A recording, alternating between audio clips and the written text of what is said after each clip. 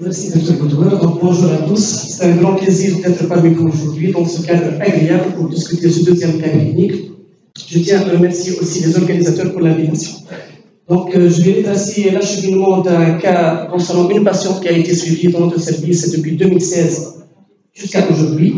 Et je vais décrire la conduite qui a été réalisée. Si jamais il y a des reproches, des remarques concernant cet acheminement, n'hésitez pas à le mentionner. Donc, il s'agit de patiente âgée de 62 ans, sans profession. C'est une patiente qui a eu une néphrectomie il y a quelques années pour problème de dialyse obstructive avec un nerf non fonctionnel. Elle ne rapporte pas de prise médicamenteuse et elle a consulté en avril 2016 pour une dyspnée d'effort et une toux sèche, le tout évoluant depuis 12 mois. Donc, c'est une symptomatologie chronique. Donc, à l'examen, c'est une patiente qui avait un bon état général, donc elle était stable sur le plan hémodynamique et respiratoire avec une saturation à l'époque à 98. Et les aides ambulaires étaient liées à l'auscultation pulmonaire et il y avait quelques crépitants aux deux champs pulmonaires. Donc, on a complété avec cette radiographie thoracique et on retrouve une atteinte interstitielle bilatérale, d'où le complément d'exploration par un scanner thoracique. Donc, je vais faire passer le cours ici. Donc, il y aura une question sur l'imagerie.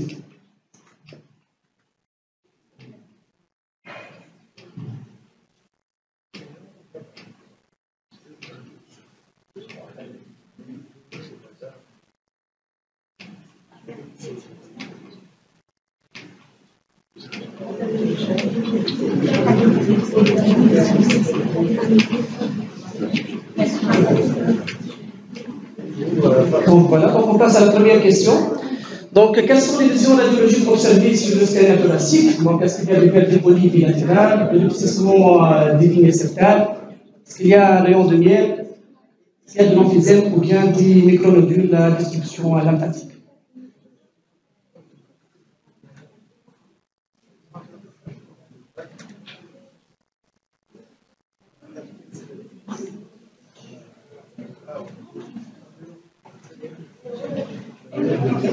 On est à 40 réponses.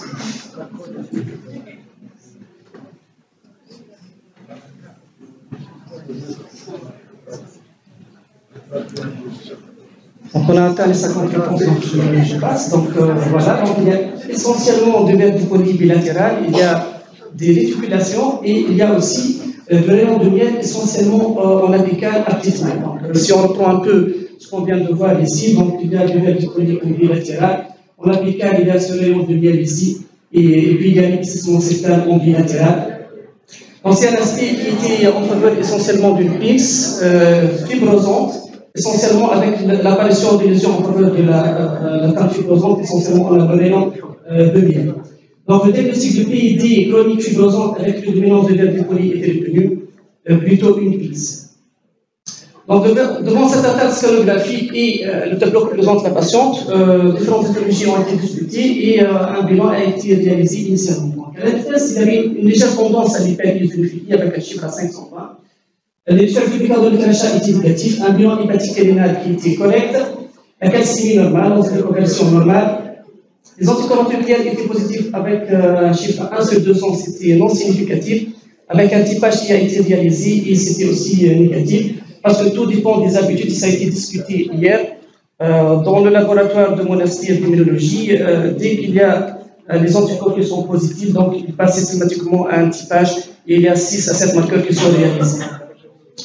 Puis le facteur hématocrite qui était aussi négatif, on a complété par les encas, surtout devant cette association vers d'épolie, avec une tendance à l'hyperéosinophilie dans l'air-pensée des vascularites. Les encas étaient aussi négatifs, et puis c'est une patiente qui n'était pas infectée avec une CRP correcte.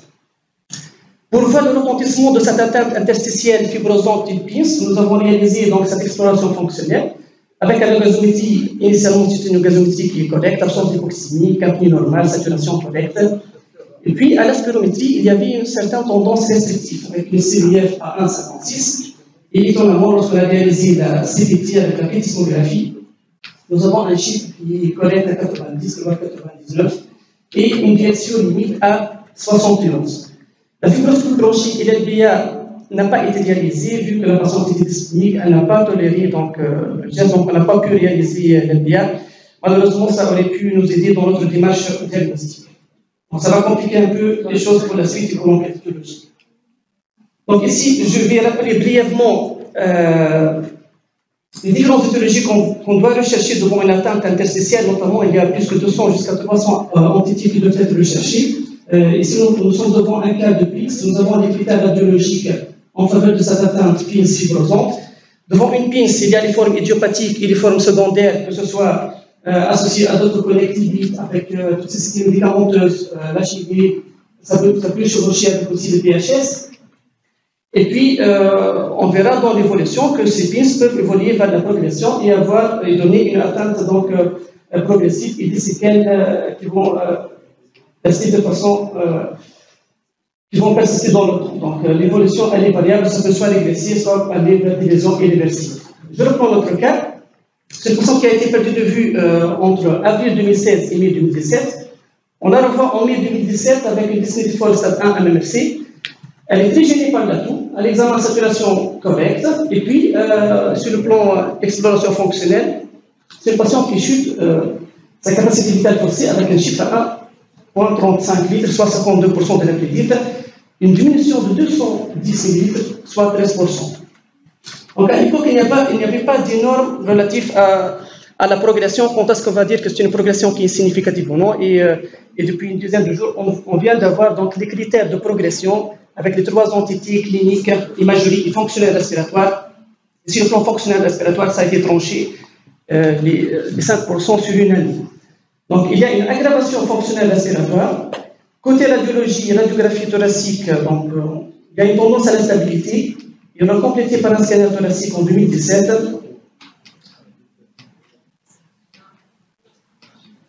Il y a une certaine tendance aussi à l'instabilité sur le scanner thoracique.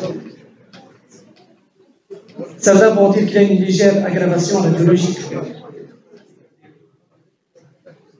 Donc, on nous répond avec les radiologues qu'il y a plutôt une tendance à l'instabilité. Donc, on passe à la deuxième question. Donc, après une année d'évolution, nous avons une stabilité radiologique, une aggravation fonctionnelle respiratoire avec chute de la capacité vitale forcée. Quelle serait votre conduite? Je vous rappelle qu'on est en 2017. Donc, c'est soit l'azathioprine, corticothérapie systémique, cyclophosphamide, rituximab, ou bien vous préconisez la simple surveillance.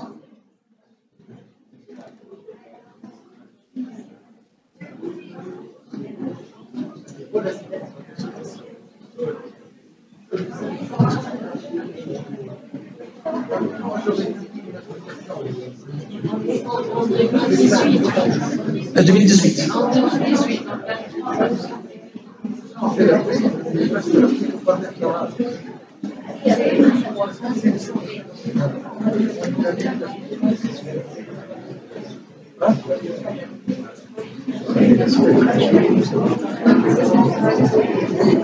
Si on n'est pas d'accord,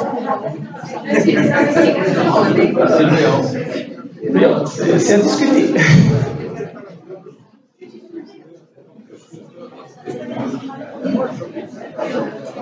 Juste une simple question. On ne peut pas revenir et proposer d'autres moyens d'exploration pour avancer dans les hypothèses diagnostiques? Bien sûr, on peut discuter. J'ai dit initialement que je vais retracer scientifique pour la patiente. Bien sûr, c'est un de mal qu'à présenter concernant essentiellement l'enquête éthologique, parce qu'on a retenu initialement une piste progressive, on a fait un bilan initial, on n'a pas retrouvé d'éthologie évidente, vous avez vu le bilan qui a été réalisé.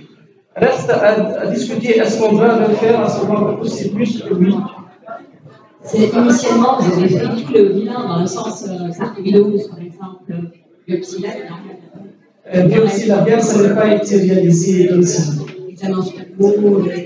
L'examen ophtalmo était initialement non. Mais il y aurait la suite, bien sûr. Donc, vous avez choisi la corticothérapie systémique, c'est ce qu'il fallait faire. En fait, je pense qu'il y aurait plus le diagnostic de crise fibrosante et progressive. Petite étiologie, donc il y a un problème pour le diagnostic étiologique. Donc, on a démarré une corticothérapie à la dose de 1 mg kg le 9/5/2017. Donc, 60 mg kg. Si on revoit ce qui est recommandé en 2017 pour les PINS, c'est essentiellement en première attention la corticothérapie systémique avec une pleine dose, puis on va dégraisser, et puis on va réévaluer au bout de 3 à 6 mois sur le plan clinique, fonctionnel, respiratoire et imagerie, jusqu'à une année.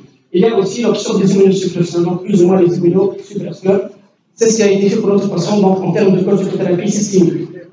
Après 3 mois de traitement corticoïde, légère amélioration sur le plan clinique, sur le plan fonctionnel respiratoire, a continue quand même à chuter sa fonction respiratoire avec une CDF à 1,29, soit 60 ml de diminution de VMS après l'installation du traitement.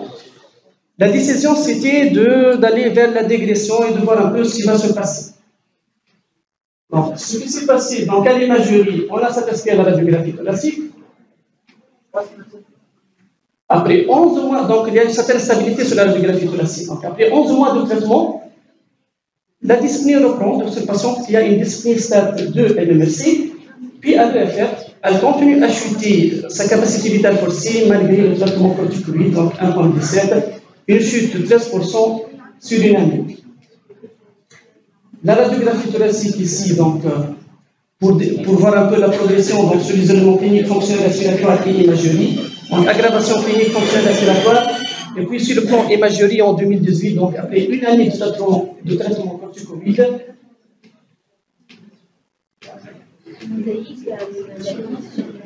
Il y a un certain aspect en mosaïque. On a vu les clichés avec les radiologues, ils disent que plutôt il y a une certaine stabilité.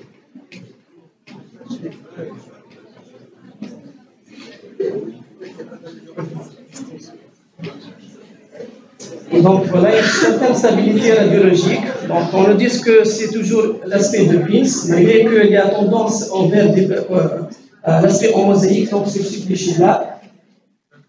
Donc après 29 mois, patiente, on l'a gardé sous corticothérapie systémique 10 mg kg, donc la dyspnée qui persiste à 2 NMC. Elle chute aussi sa CVF à 1 litre, soit 44%. Ici, on commence à avoir une diminution de la diastole à 55%, une CPT à 62%. Donc, le scanner qui a été fait, là, on commence à avoir l'aggravation, donc les lésions de fibrose, de rayon de miel. Donc, l'épaississement qui devient plus évident. Ce sont des lésions qui intéressent le champignon.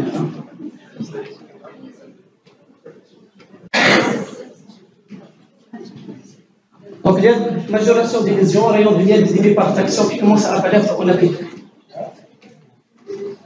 On a gardé à l'esprit, je sais qu'il y a des critiques concernant l'enquête étiologique. Donc, on a gardé à l'esprit le fait que c'est une patiente qui avait des anticorps antinucléaires initialement à 1 sur 200, certaines positivités, mais le typage est négatif. Et là, on reprend le typage et on retrouve des anti-SSN qui deviennent positifs. Donc, après 2 ans de suivi de la patiente. Donc, on a revu cette patiente avec la médecine interne. Là où on a poussé plus l'interrogatoire, donc il y a une mise en évidence des anti-SSA qui étaient positifs. BGSA réalisée, elle était normale. La mise en évidence d'une xérothermie, xérostomie, ça a été confirmé par le test du Schirmer et aussi les explorations nécessaires pour confirmer la xérostomie. Même une scintigraphie de glande salivaire a été réalisée avec une diminution de la fonction glandulaire. Donc, des éléments qui orientent vers le couche rouge-graine, par contre, la biopsie de glande salivaire qui est normale. Est-ce qu'on peut retirer le diagnostic de syndrome de couche rouge-graine à ce stade? Le fait d'avoir un bruit de fond, ça signifie que c'est un cas, c'est un peu la discussion.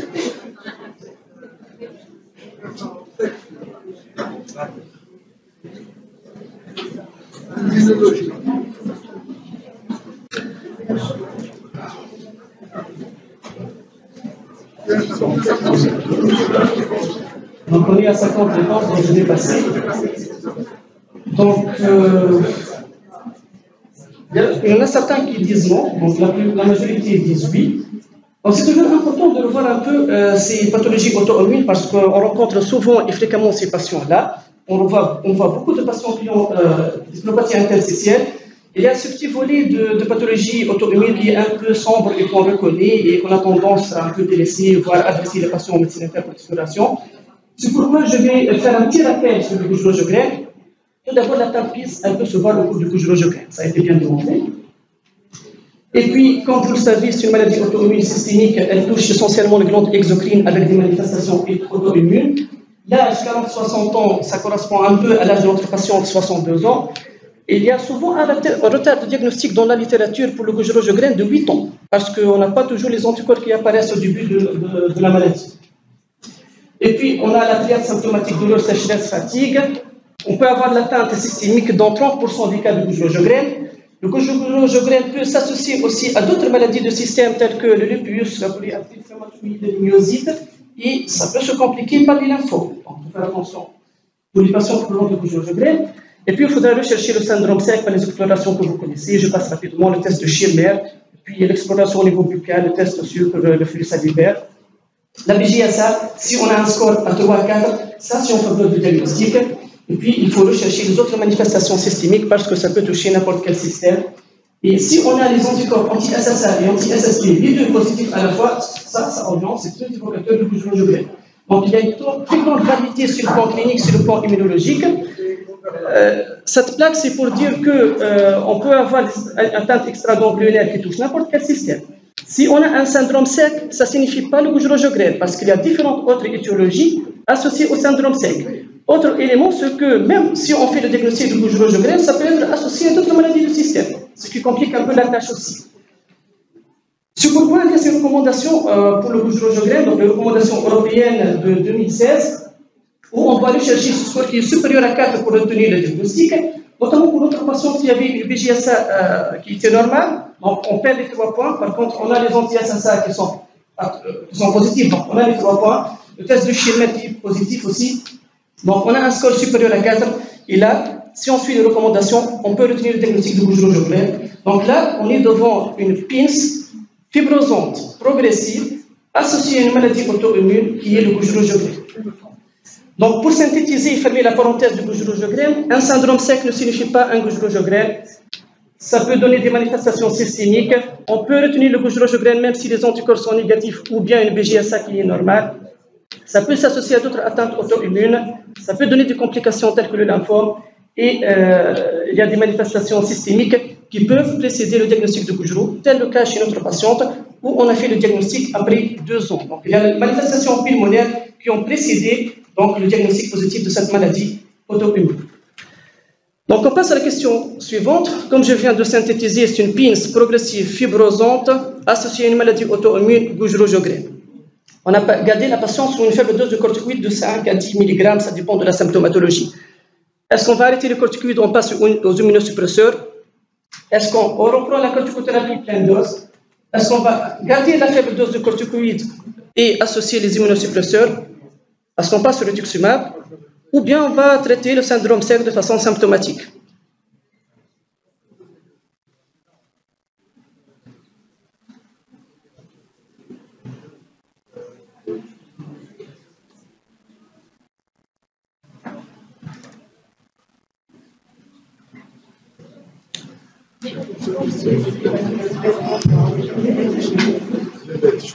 C'est un choix simple ici. Donc, il y a certaines réponses. Donc, il y a une certaine disparité qui commence à apparaître au point de vue choix. Donc, il y en a certains qui disent que l'immunosuppresseur corticothérapie systémique, c'est la réponse qu'il fallait choisir. Il y en a certains qui parlent d'immunosuppresseur avec arrêt de la corticothérapie. On reprend plein de doses corticoïdes 5% quand même et traitement local 4%. On est en 2019. Donc, ce qu'on a fait pour la patiente, donc à cette époque-là, on ne discutait pas encore des traitements antifibrotiques, on avait des immunosuppresseurs corticoïdes. On a donné aux patients 6 bolus d'endoxon et puis on a fait le relais paros avec l'azathioprine. Quand même, on a gardé une faible dose de corticothérapie, 5 à 10 mg, ça dépend de l'état de la patiente. Ce qui est recommandé pour le Gueugero-Sjogren, il y a ces médicaments qu'on peut donner. Il y a le traitement local qu'on peut donner, bien sûr. Il y a les corticoïdes, pleine dose 1 mg kilo, puis la dégression. Il y a les immunosuppresseurs, donc la liste que vous connaissez, et le rituximab aussi. Quel est l'ordre de choix? Donc on a ces recommandations européennes aussi de 2020. En cas d'atteinte pulmonaire du Gueugero-Sjogren, en première intention, ce sont les glucocorticoïdes, pleine dose. En deuxième intention, on pourra associer les immunosuppresseurs. Et puis, il y a, en cas de forme sévère, on peut donner du rituximab. Pourquoi on a fait le choix de la corticothérapie systémique faible dose plus immunosuppresseur? Vu que vous avez vu, il y avait certains qui se sont manifestés. Concernant le délai de traitement par corticothérapie, 2 ans, 3 ans de corticoïdes, on a gardé la patiente sous traitement-là. Donc, ça ne paraissait pas vraiment logique de reprendre plein de doses et d'attendre ce que ça va donner ces corticoïdes-là. Donc, il fallait agir à ce stade-là, sinon ça serait trop tard, en associant les immunosuppresseurs et en gardant un fond de corticoïdes par voie orale. Donc, l'évolution sur le plan clinique, plus ou moins une stabilité, donc on ne ressentait pas vraiment l'amélioration chez cette patiente. Et on a refait le scanner donc en 2020. Le rayon de miel qui paraît maintenant évident, c'était discret en 2016 et ça paraît plus évident maintenant. Donc il y a l'extension des lésions, c'est en bilatéral. Donc la fibrose qui s'installe.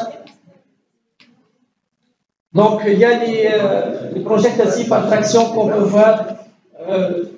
Donc, il y a une aggravation radiologique pour notre patient. Après 54 mois, là, c'est le repère, c'est la date où on a démarré la corticothérapie. La patiente est sous corticothérapie 5 mg Immurel 51 x 2. Aggravation de la dyspnée, la toux. Aggravation à l'auscultation, il y a plus de crépitants. Et à la CBF, elle continue quand même à chuter. Et donc, vous voyez là la grande disparité des PID en termes d'évolution. Ça diffère du premier cas clinique où, dès qu'on a mis la corticothérapie, le patient a bien répondu, puis la piste de l'exposition. Là, c'est totalement différent. On traite par le corticoïde, elle s'aggrave. On ajoute des immunosuppresseurs, elle continue à s'aggraver.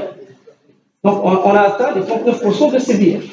Radiographie thoracique, donc de novembre 2021, nette aggravation radiologique actuellement. Et puis, donc c'est l'aggravation clinique, c'est une patiente qui est présente actuellement un amaigrissement et on pense au lymphome aussi qui peut se voir dans le bouche-jobret. Installation d'une IRC avec hypercapnie, donc avec une PA2 à 54, la capnie à 35. Elle s'aggrave davantage. Au bout de 2 mois, on a cet aspect radiologique. Et puis sur le dernier scanner qui a été réalisé, donc une nette aggravation radiologique. Donc, le rayon de miel, les réticulations, les bronchiectasies par traction, on voit même des condensations. Bon, là, ça a coïncidé avec un épisode infectieux. Donc, nette aggravation radiologique. Donc, notre patiente, elle a des critères de progression. Les critères de progression qui sont maintenant clairs. Donc, ça va être peut-être dans la pièce 2022. Donc, on a la progression pour cette façon sur les 3 items, la progression sur le plan clinique, la progression sur le plan radiologique et la progression sur le plan fonctionnel respiratoire, c'est plus que les 5% sur une année. Donc on voit bien cette évolution de 2016 à 2021, donc l'aggravation de la CBF du VMS, c'est plus évident ici sur les graphiques, donc la chute de la CBF, la chute du VMS. La DSO qui a aussi chuté actuellement à 55, voire moins. La tendance à la gazométrie vers l'IRC et l'hypercapnie qui s'est installée. Et puis, un élément capital ici dans cette figure, c'est le fait qu'il y avait quand même en 2019 une désaturation à l'effort à 86 alors qu'elle avait une saturation au repos à 99.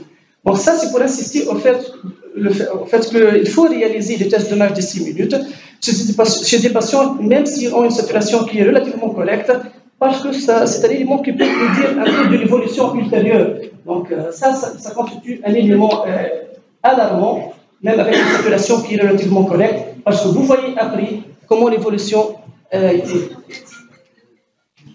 Donc je passe à la dernière radiographie de mars 2022. Donc là, on arrive aux antifibrosants. Est-ce qu'on peut donner l'intédanib à notre patient ou non?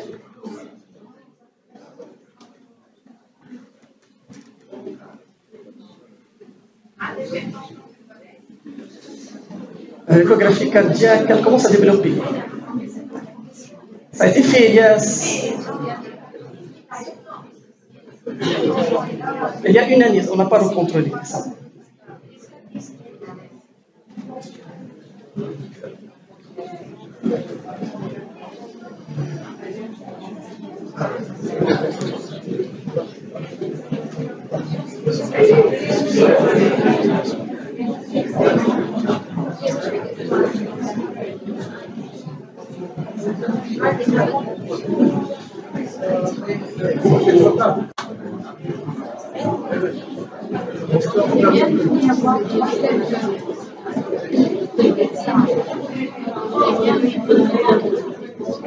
Les données?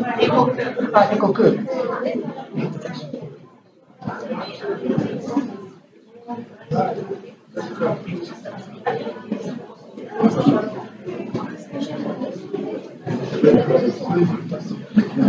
Donc, on n'a pas atteint le chiffre de 50, je pense qu'il doit passer.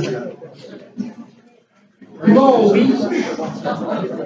Bon, moi-même, lorsque j'ai mis la question, j'ai hésité entre le oui et le non. Si on veut appliquer les recommandations, on a tous les critères pour indiquer le nintédanib. Le non, parce que c'est une patiente qui est au stade d'IRC, c'est une patiente actuellement qui a une capacité vitale forcée à 39, et vous connaissez le seuil pour lequel on peut ressentir le bénéfice du traitement par les antifibrosants qui est à 50%, qui a été même abaissé à 45% dans la fameuse étude que vous connaissez. Là, on a un chiffre qui est très bas. Ça a été discuté hier. Le fait, est-ce qu'on peut avoir un bénéfice d'indiquer un tel traitement? Jusqu'à quand on peut pousser l'indication de traitement en fonction de la valeur de la CBF? Donc, cette disparité, cet équilibre entre le oui et le non est vraiment justifié. Donc là, je vais discuter rapidement le dernier volet thérapeutique, ce qu'on peut faire dans cette situation. On est devant une PINS fibrosante progressive associée à un glucoséogrène. On a tenté les corticostéroïdes, on a tenté les immunosuppresseurs, quoi d'autre? La fameuse étude IMBRID, je ne veux pas m'attarder trop là-dessus, ça a été bien discuté hier, donc avec le critère ici pour les CBF supérieurs à 45, là on est à 39 pour notre patiente. Les critères de progression pour l'étude qui sont actuellement plus évidents, dans ce travail-là, la progression pour les CBF c'était 10% sur 2 ans. Donc comme je viens de dire, ça a été défini pour une année 5%, l'évolution clinique radiologique et la comparaison et les résultats à 52 semaines d'évolution. Et le différentiel significatif pour le bras nintédanib versus placebo en termes d'amélioration de la CBF et de ralentissement du déclin. Ça a été aussi démontré pour les patients qui avaient des manifestations auto-immunes. Il y avait 170 patients avec atteinte auto-immune. C'était diversifié, notamment sclérodermie systémique, connectivité mixte. Et c'est un bénéfice qui a été ressenti chez ces patients qui avaient des maladies auto-immunes associées à cette atteinte interstitielle progressive. Et ce graphique illustre bien notre cas. Donc, le fait de donner le nintédanib mais à un stade plus précoce, on peut avoir une amélioration, que ce soit en regardant l'aspect auto-immun, aussi en regardant l'aspect de PINS. Ici, dans ce travail, c'était plutôt l'idiopathique, mais quand même, ça peut répondre pour les PINS. Donc, vous connaissez les recommandations, donc c'est indiqué pour le phénotype progressif. Concernant pirfénidone, pour la FPI, c'est OK avec le CBF supérieur à 50, mais pour les PID fibrosantes progressives, donc il n'y a pas vraiment de recommandations là-dessus. Les études sont un peu limitées. Et pour synthétiser, donc on peut donner soit les corticoïdes, immunosuppresseurs, et à ce stade-là d'atteinte fibrosante, là actuellement on dispose d'un nouveau traitement, les antifibrotiques, notamment l'indication en nintédanib. Un mot sur le pronostic et je termine. Donc, on est devant un cas de PINS. Donc, la survie pour les formes de PINS, c'est meilleur que pour les UP. Il y a les deux formes cellulaires et fibrosantes. La survie, elle est meilleure pour les formes cellulaires. Vous voyez bien que pour les formes fibrosantes, le pronostic est sévère. Et puis, si c'est une PINS associée au connectivite ou une PINS idiopathique, les formes associées au connectivite ont une meilleure survie que les formes idiopathiques. Mais pour notre patiente, c'est vrai qu'elle a une connectivite, mais elle a une forme fibrosante. Et ça va pencher plutôt vers l'atteinte fibrosante qui va conditionner le pronostic et qui sera sévère.